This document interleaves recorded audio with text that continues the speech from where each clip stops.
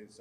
How you feeling about the offense? We're starting. We're starting. There's some good, there's some bad, there's some ugly, but we're learning about one another. We're testing the guys. Today was a good test with the pads on for the first time to see who we can trust and see where we're at, create that adversity, and see who responds the right way. But I like the attitude, I like the approach, and the way guys are going about it. Coach Prime said it's a very up-tempo practice, and we can see that firsthand that you guys are moving pretty quickly. Is that something you're used to, and how much of a fan are you of the up-tempo style for practice? Yeah, I like going fast. Me and Ricky Bobby got that in common. I want to go fast, right?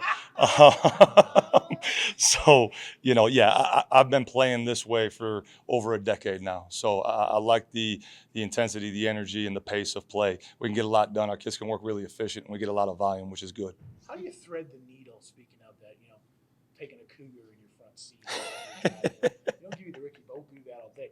I thread the needle between fast and rushed, if that makes sense, because there is a sweet spot there. I can tell these guys are doing that. Right, yeah, you want to be quick, but you don't want to hurry, right? And we got to slow their mind down right now. I was talking to the quarterbacks in particular. When you're operating this offense, it's like riding a bike down a volcano that's erupting.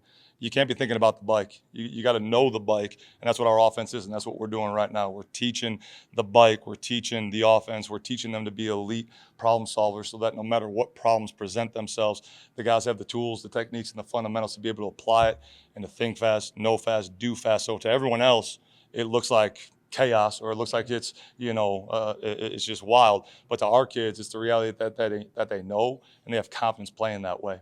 When you were at Kent State, how much did that help the defense, just having to go against that up-tempo every day in practice? Yeah, I thought it was really good, right? And they're able to then be prepared for this style of play. But then when they're playing a huddle team, the game slows down and they're almost bored out there. That's what my defensive players used to tell me, like, Coach, like, this thing's moving so slow. When they're able to see and process information on their end quickly, then as the game slows down based off the people that they're playing, it's going to benefit them as well.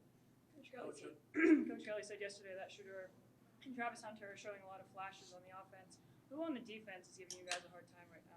We got enough issues right now offensively that I'm just kind of focused on that. Have you ever, as a coach, had your players know numbers through camp, earn their numbers, and do you like it? Do you not like it? I've never had it exactly like this. I've been at places where the single digits in particular were earned, and there were certain things that you had to do that. I think it's great, right? I think it's a great life lesson that no matter what you do and no matter what you get, it's going to be earned. So why not, got to earn your number no matter who you are.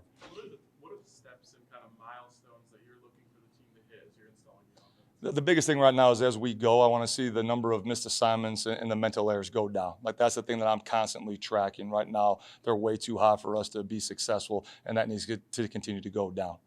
Coach Brown said Shedeur is in his third offense in 3 years. How do you feel like he is picking up this offense and in turn allowing to teaching moments to some of the other guys as well? Yeah, he's doing a really good job. He's done a really nice job with all those previous offenses that he's been a part of to be able to clear that terminology, learn this new terminology fresh so that he can process quickly. And I think he's doing a really nice job. You've talked about the influence like Chris and Dino and those guys have had on you. Where does this tempo thing come from? Is it a little bit of Rich Rod? This is all from Coach Babers. Okay. Yeah, this is all from Coach Babers. And when we got together at Eastern Illinois, he taught me to play this way. And being with him for 6 years, the style of play comes from him. And then some of the schematics are taken from all over. But the style of play and what you guys see is directly related to Coach Babers. And I wouldn't be standing here in front of you guys if it wasn't for him. How important is it to get those live reps against the defense so early on in the spring? Because a lot of times you might expect it's just install or drills in the first week of spring ball, but you guys are going full speed against the defense right away. Yeah, you only get good by playing the game, right? We can watch all the tape, we can do all the walkthroughs, but I equate it to like riding a bike again. Like, you got to get on the bike. You got to fall. You got to scuff up your knee, and you got to do it to learn how to do it. So, getting the good on good, the 11 on 11, the 7 on 7, the 9 on 7 inside run, all those different components, help you learn the different phases of the game, and it's invaluable. What are you seeing from the offensive line? They're doing a good job, again, learning their calls and learning to play together as one. The biggest thing is that we got to put the 5 best guys out there that see the front through the same set of eyes.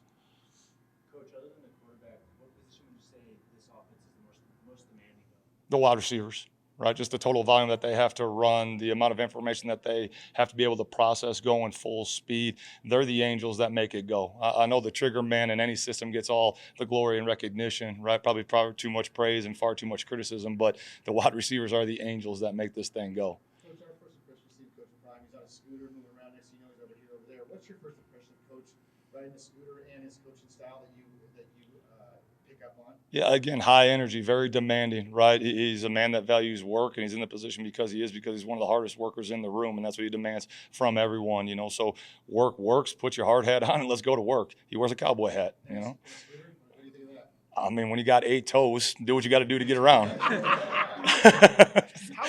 would Sean Lewis, tight end, handle Sean Lewis, offensive coordinator in this system? Would you like this 20 years ago? Yeah, I would love this, you know, but I wasn't a very good player, so Sean Lewis, the coach, would have to do a hell of a job to get Sean Lewis, the player, going. We talked with Jimmy Horn the other day, and he said thinks he's the fastest guy on the team. What about his speed sticks out to you so far? That he can run really fast and run by people, right? He has that elite trait that no matter all the techniques and fundamentals that we give him, he picked his parents the right way, and he can go. Obviously, we know Travis was touted as one of the best cornerbacks coming out of high school.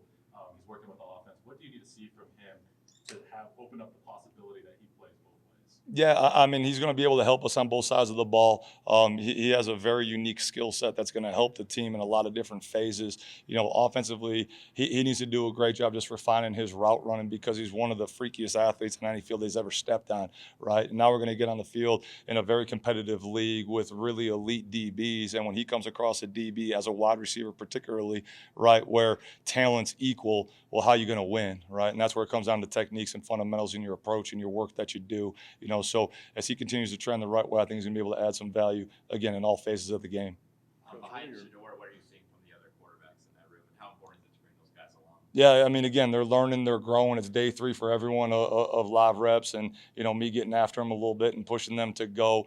So again, I need to see the mental errors go down. I need to see them value the football and maximize their calculated shots. And it's critical to have, you know, as much depth at that position across the board, so that we can have as much competitive maturity within our offensive unit to have success. Right? I mean, we all know how this game goes. You have injuries, you can't predict anything. Shoot, my last game at Kent State, we beat Buffalo with my 4-string walk-on quarterback. So we need to make sure that everyone's ready to go with that next man up mentality. A few weeks ago, you said pressure's not something you feel, it's something you apply. What's the attitude you're trying to drill in while we get this spring ball going? Yeah, I mean, so the biggest thing, our points of emphasis is that we want to have championship focus, we want to have championship finish, and we want to have championship intensity, right? Everything that we do should be game-like so that we can train ourselves now for when the games come. Like Coach said this morning, that winning has started long ago, right? Like this is kind of the work quietly that's behind the scenes that no one really sees. And then, you know, all the season previews and everything start happening, you know, that late summer, August, and like now, all right, hey, now the season's coming. Like, by the time we get to that point, that's the punctuation mark on the work that we've done all the way through. So, you know, we did some winter conditioning. We laid some base level strength and conditioning. Now we're in phase 2, kind of spring ball, building this team, building this connection. And those are the major points of emphasis offensively, right? To where what's our focus like? What's our finish like? What's our intensity like from moment to moment to moment? Shador is so strong in terms of ball placement and kind of knowing what he's looking at. How high do those two things rank in terms of being a quarterback in your offense? They're huge, right? I mean, the throw game in particular, you can win with timing and location regardless of how good the coverage is, right? So his ability to put the ball where he wants to and to be able to anticipate and make those throws are critical characteristics that we're looking for in all our quarterbacks.